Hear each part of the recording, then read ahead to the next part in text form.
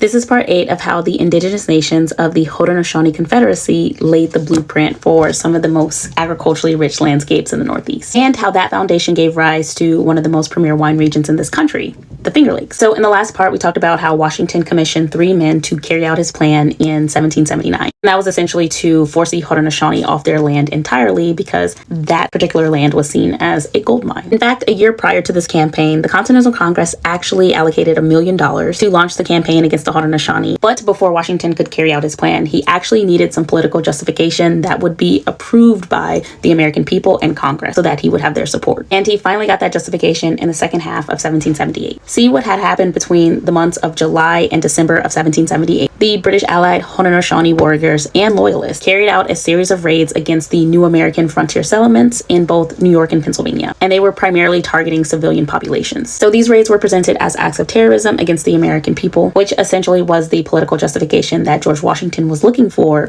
his campaign. And with the public outrage plus the congressional support of funding behind him, Washington put Van Schaick into motion first. So in April of 1779, Van Schaick led a force of over 500 Continental Army troops from Fort Stanwix, which was the heart of the Oneida territory, toward the Onondaga territory, which was the political and spiritual epicenter of the Haudenosaunee governing system. And actually, as he was moving through the Oneida territory, there were about 63 Oneida warriors who were eager to support whatever cause he was a part of. Now, the Oneida Nation was one of the few nations that actually sided with the Americans during the American Revolution. However, Van Schaick didn't want to take any chances because he feared that some of the Oneida people would still have close relationships with the Onondaga people who were more in alignment with the British during this time. So Van Schaick pretty much told the Oneida people that no expedition was actually planned, and even deployed some of his Continental soldiers to march with some of the Oneida people up to Fort Oswegatchie, which is about 120 miles north of Fort Stanwix, so completely in the opposite direction. Now, with the Oneida warriors redirected and out of the way, Van Schaick could move his forces swiftly down towards the Onondaga castle, relying heavily on speed and secrecy to ensure the element of surprise. And when Van Schaick finally arrived to Onondaga Castle in April of 1779, what he found was not a hostile military force, but rather a civilian community who were just going about their everyday lives.